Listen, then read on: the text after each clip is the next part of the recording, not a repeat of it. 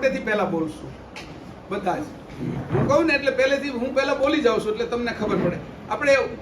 આપણે છે એ ઉપરથી પહેલા નીચે આવી બોલવાની સાથે વૃત્તિ કરવાની. હા ત્યાં બેસીને એ જગ્યા ઉપર. હાલો, જો હું પહેલા એકવાર બોલી જાઉં એ જ પ્રમાણે પછી હું 1 2 ને 3 કરું એટલે સાથે બોલવાનું છે. હું બોલી જાઉં છું.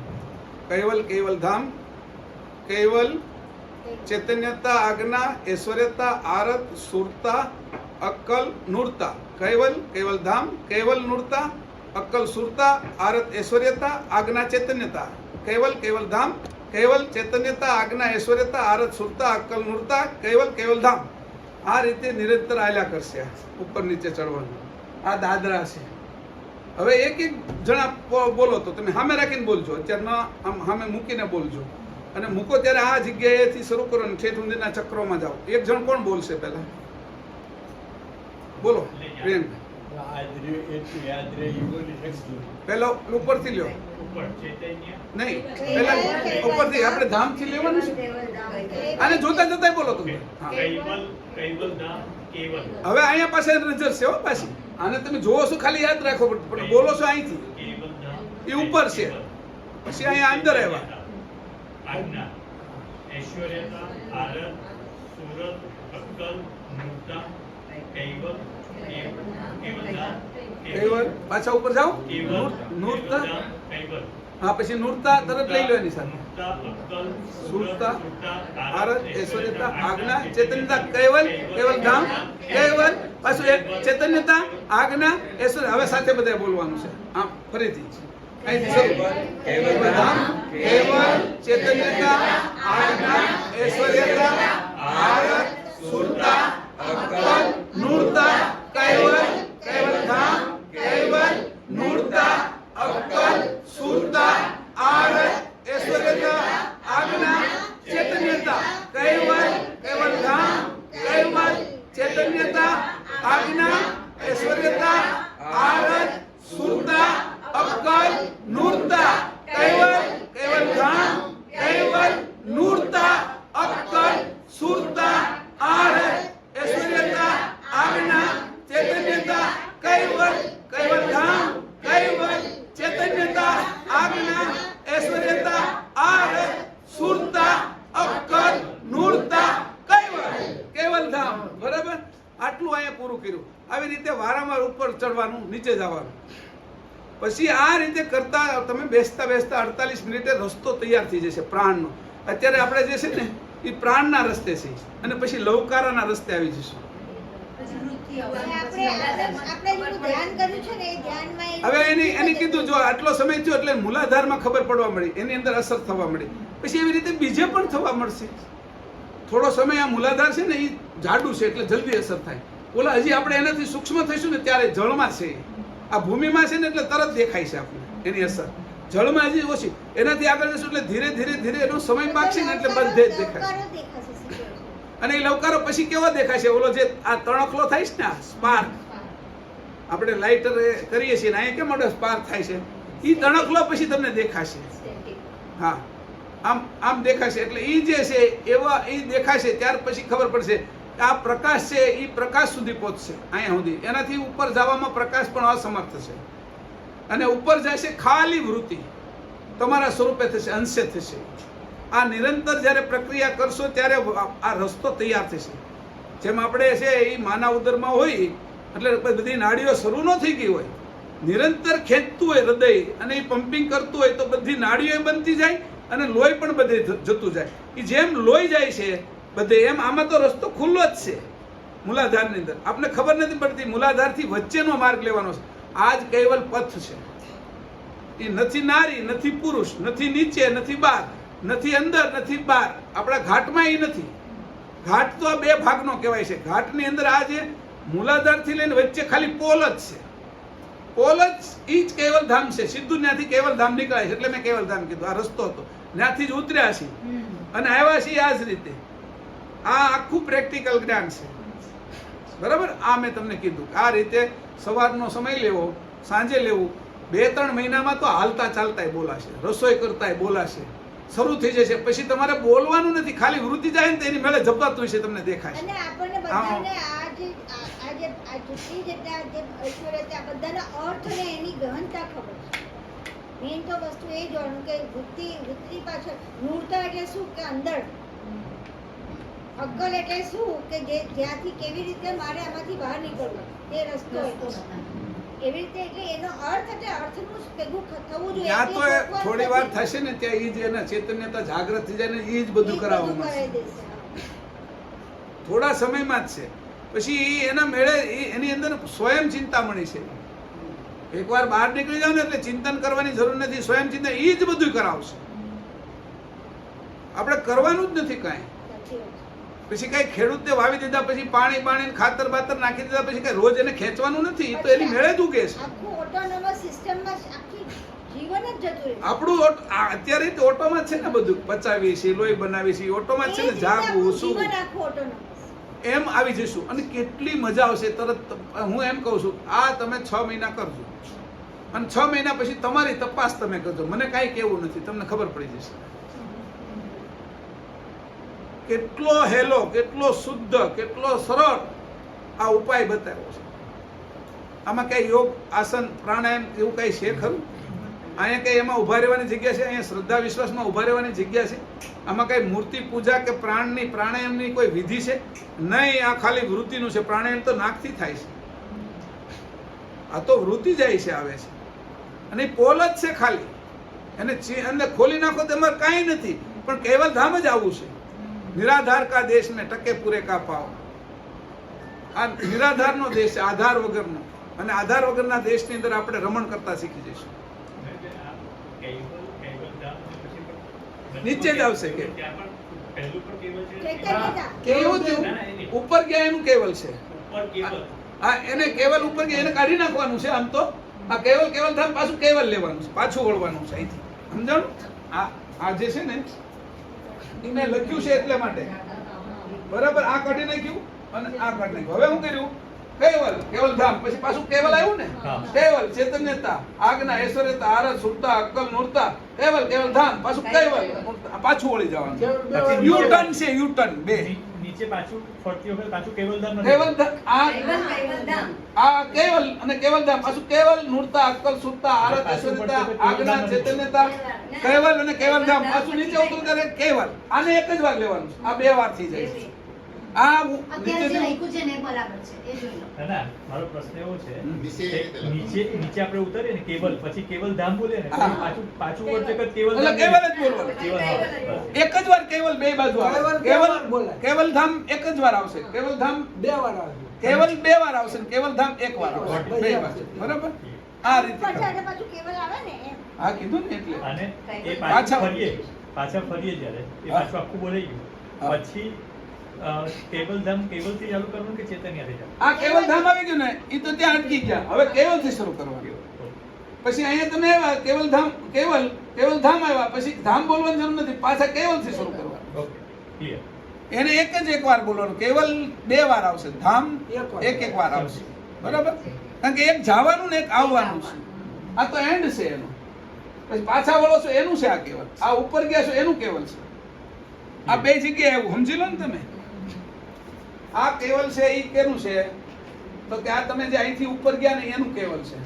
અને આ કેવલ કેનું છે? તમે અહીંથી કેવલ ધામથી નીચે આવ્યા એનું છે. ક્લિયર.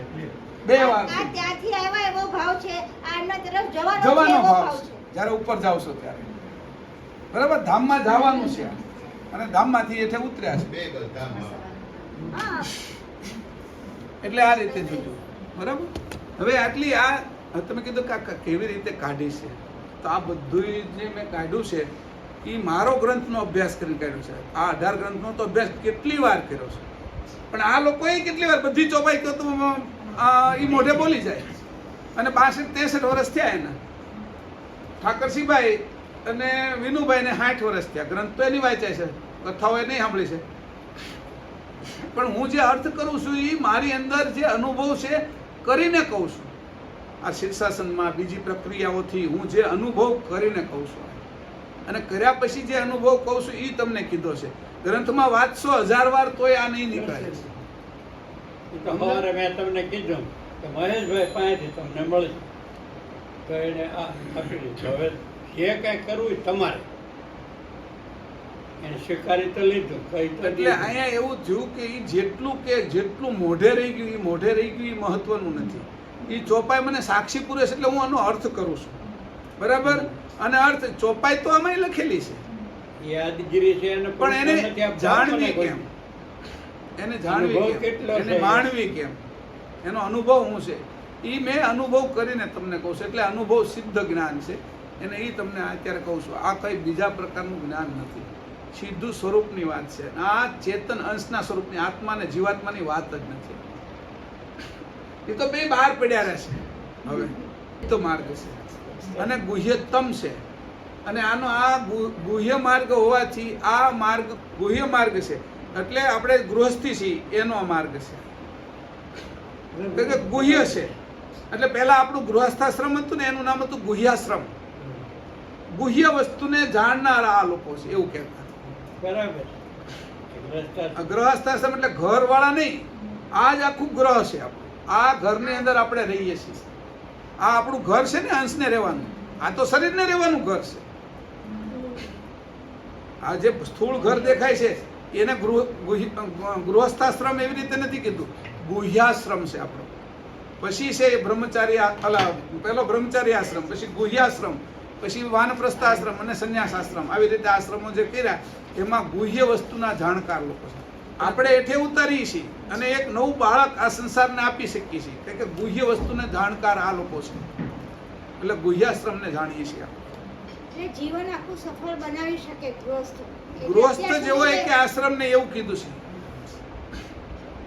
ગુહ્ય આ ગૃહસ્થાશ્રમ છે એવો કોઈ આશ્રમ નહીં, કારણ કે એમાં સંતાનો ઉત્પન્ન થયા છે.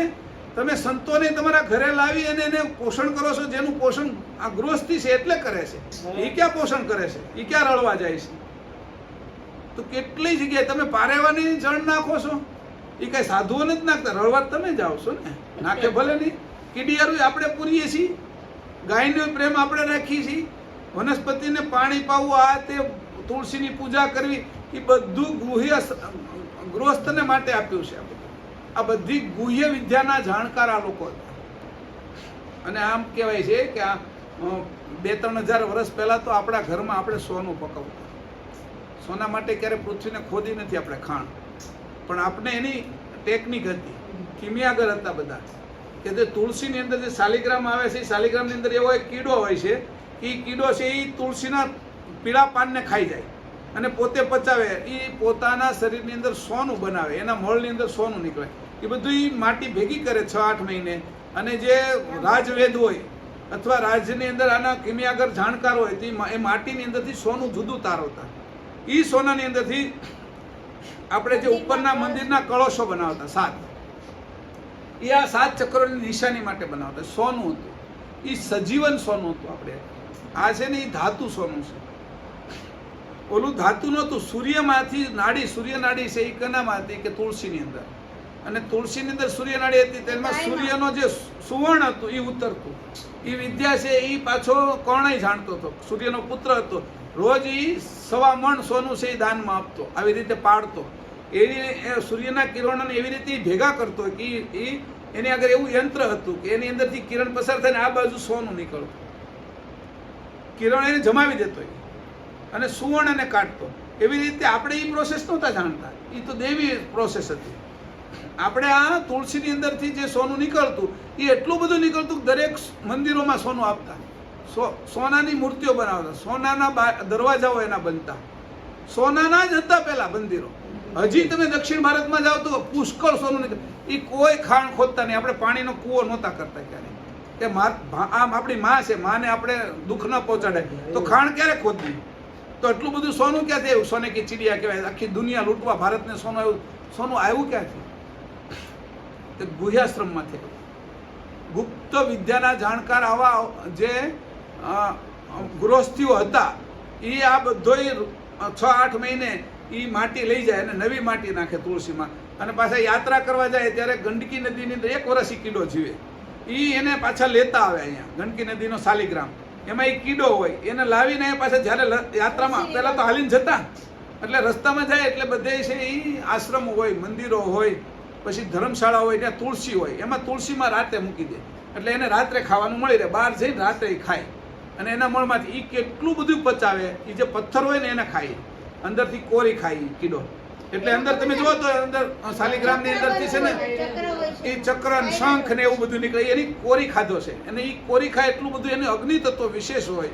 એ અગ્નિની અંદર આ સુવર્ણ ભળે એટલે એ મળમાં નીકળે. એ ઝીણું ઝીણું ઝીણું ઝીણું ભેગું કરીને આ સુવર્ણ આપણે કાઢતા, પુષ્કળ સુવર્ણ આપણે કાઢતા.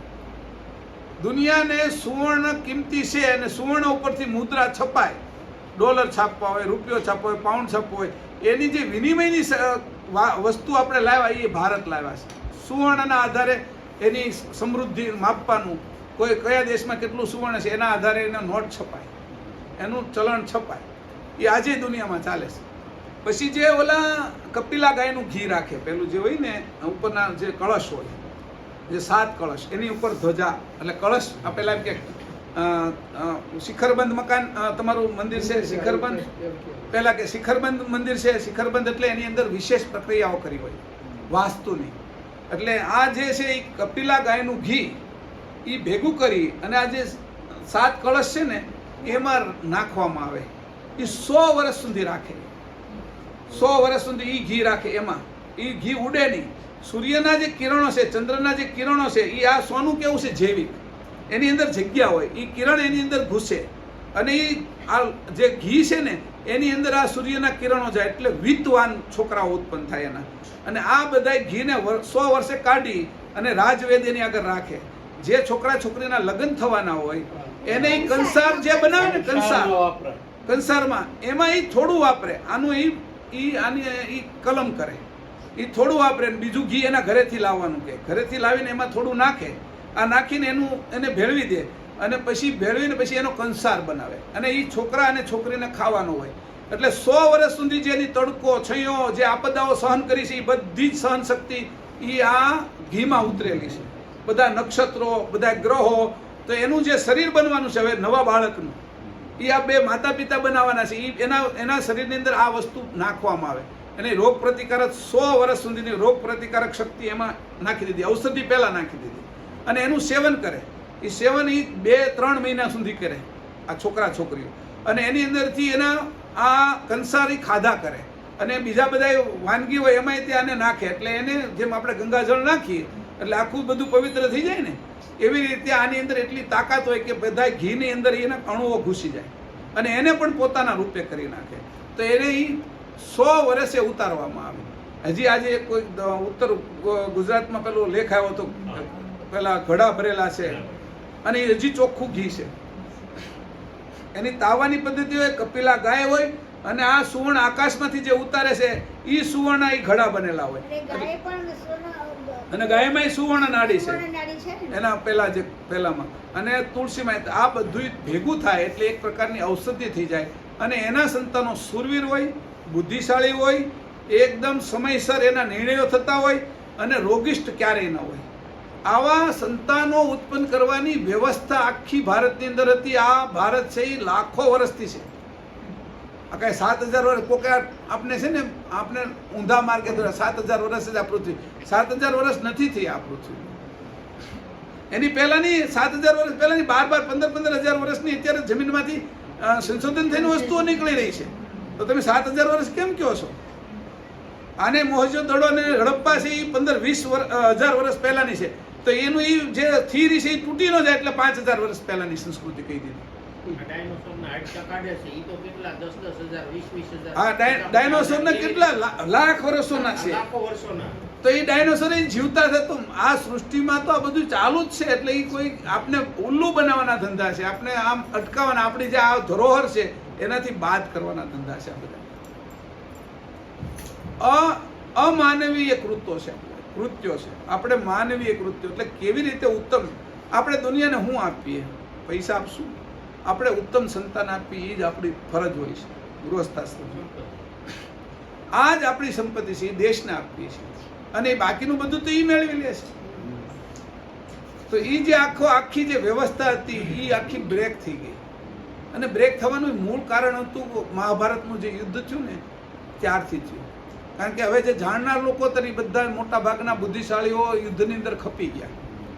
છેલ્લે આ લોકો 5 પાંડવો વહી ગયા. એટલે જે જાણ આખી જે ઉતરવી જોઈએ, જે સળંગ, એમાં જે હવે પછી થોડીક જાણ આવે અને થોડોક ભાગ એમાંથી કપાઈ જાય એટલે આખી સળંગ સૂત્રવત જાણ ન આવે. એ કોણ જાણે? એ આખી તૂટી ગઈ. અને આ રીતે તૂટી જવાથી દેશની અંદર એ જે સમજણ હતી એ બ્રેક થઈ ગઈ. સમજણ સળંગ હોવી જોઈએ. હવે એ સળંગ પાછી સૂત્રવત કેમ થાય એના કોઈ જાણનાર પ્રયાસ કરશે ત્યારે પાછું એ શરૂ થઈ જશે. કારણ કે એના ફાયદા તો છે જ તે. અને આ રીતે વિશ્વગુરુ થાય ભારત. આ રીતે આખી દુનિયામાં અહિંસા આપણો ધર્મ છે. આપણે હિંસા કરતા જ નથી. દોહન જ કરતા હતા. ક્યાંય હિંસા નથી આપણી. કીડીને કીડિયાર ઉપર તો એને હિંસા કરવાની જરૂર છે. તમે દિવસ આત્મા પછી પાંદડું નથી તોડતા. હું હિંસાની વાત કરો છો? અમે ક્યાંથી હિંસા કરી? દિવસ આત્મા પછી એમ કે પાંદડું તોડાય નહીં કે એને દુઃખ થાય એમ. એ હજી કહેવત છે, હજી કહી છે. પાછા આપણે ધ્યાન પણ રાખીએ છીએ. તમે વિચાર કરો ત્યાં સુધી અહિંસા પાકું ફળ ન થાય ત્યાં સુધી આપણે ઉતારતા નહોતા આપણા ઝાડવા ઉપરથી. પાકું થયું એટલે એનું જીવન પૂરું થયું પછી અમે ખાઈ છીએ. કારણ કે એની મેળે ઉતરી જવાનું છે. આટલી તો આપણી સભાનતા. કોઈ કાચી વસ્તુ આપણે ખાતા નહીં. એમ કે કાચો અપચો થાય કે ન ખવાય. ફળની અંદર તે કોઈ વસ્તુ અત્યારે આપણે કેરી તોડીને જે કાચી દાબો નાખી છે એવું કરે દાબા નાખવાની સિસ્ટમ જ નહોતી ભારતમાં. કેરી આંબે પાકતી નહીં ખાતા. રસદાર મસ્ત. અને આપને ભૂખ લાગતી ત્યારે ઈ પાકતી. ત્યારે ઈ પાકતી ત્યારે આપને ભૂખ લાગતી. આખી સિસ્ટમ અન્યોન્ય હતી. અન્યોન્ય રીતે હતું આ બધી. આ બાબતનો મારો અભ્યાસ છે એટલા માટે તમને કહું છું. આ વિષયનો અભ્યાસ છે એટલા માટે કહું. આવું ભારત અને આવી દુનિયા જ્યારે થાય છે ત્યારે એટલે હું કામ આવી ભાઈ? મેં કીધું તું મારી આગળ હું કામ આવીશ? ધરતીને પૂછો. ધરતીની કાંઈક તો ઈચ્છા છે ને મારી આગળ કંઈક કરાવવાની. એ તો આપણે બધા આગળ. તો હું કામ કે ભાઈ આ હશે કાંઈક જે કાંઈ કરવા જેવું લાગે ઉત્તમ કરવું છે, સારું કરવું છે, એની કંઈક ઈચ્છા છે ને એ બળ આપશે ને ત્યારે. આપણે કેમ આપણા બેક્ટેરિયા છે એ બધા રોગના થઈ જાય તો બહારથી આપણે દવા નાખી છીએ. શું કામ? રોગ પ્રતિકારક શક્તિને મદદ કરવા માટે. એમ આમાં જે આ ધરતીને હાચવવાળા લોકો છે એને એ પાછા દવા આપશે અને આપણે એના સાધનો આપશે. સાધનો આપશે એટલે એ પછી આ તરત જ ત્યાં બાકીના બેક્ટેરિયાઓ જે સૃષ્ટિનો નાશ કરવા વાળા છે એનું સમન થઈ જશે. એટલે આવી હજી હવે છ તો વાગવા આવ્યા છે. હવે તો ઊભા થાય તમે સાંભળ્યા કરશો, હું બોલ્યા કરશે. હવે તો ગળામાં હોતી ખરેડી પરવા મળી છે.